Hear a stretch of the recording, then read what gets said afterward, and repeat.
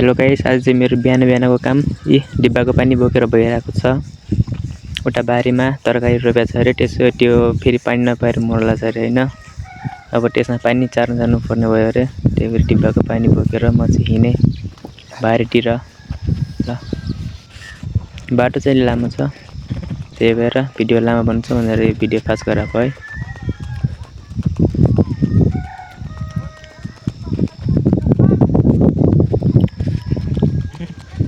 म ढुरी पनि कस्तो लाग्यो हो यार, सेत्ती छ त।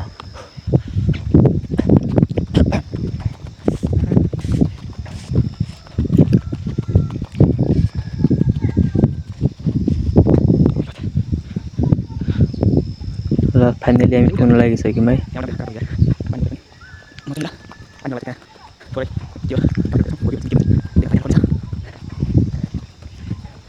यति नै एउटा घर बनिरहेको रहेछ। फेरि घर पनि यस्तो मन लाग्छ कि आजकल। ल पुगिसक्यौँ हामी चाहिँ यहाँ पानी चाहिरहेछौँ। मम्मी एक्लै चाहिराख्नु भएको छ फेरि यहाँ। अब मम्मी चाहिँ घर जानुहुन्छ, अनि म चाहिँ चार्छु होइन। मम्मीको घर काम छ।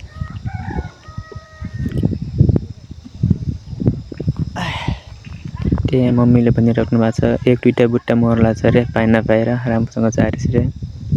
म चाहिँ घर जान्छु अरे है।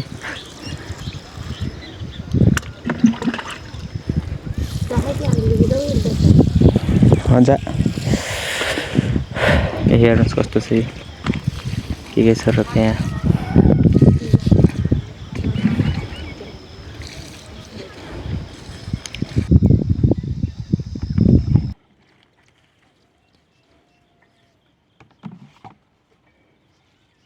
ल अब मम्मी चाहिँ घर गइसक्नु भयो। अब पानी चाहिँ म छार्छु है।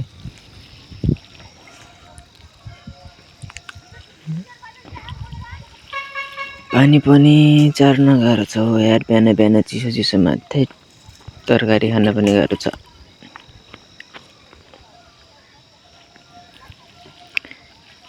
ल फेरि पनि भिडियो फास्ट गरेँ म। यो चार्न अलिक ढिलो होला जस्तो छ, भिडियो बस मिलाउँ भन्छ क्या।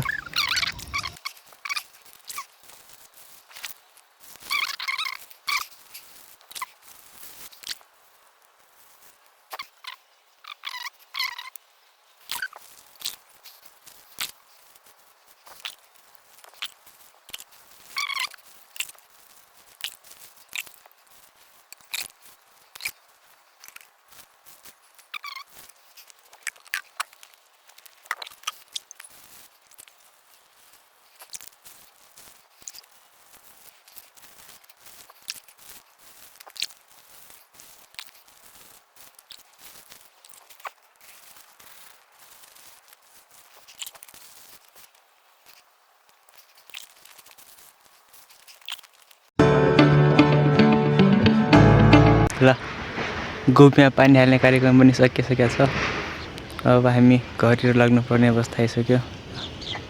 गएर ल हेर्नुहोस् है, हामी चाहिँ इट्ने के रोपेका छौँ। देखाइन्छ है एकचोटि झिलिक्क, आफै हेर्नु होला के छ।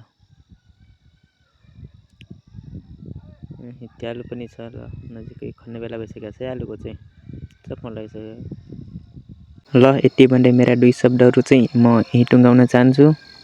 लाइक कमेन्ट सेयर गरी माया देखाइनुलाई। ल अब अर्को भिडियोमा मिलाउँला। ल बाई।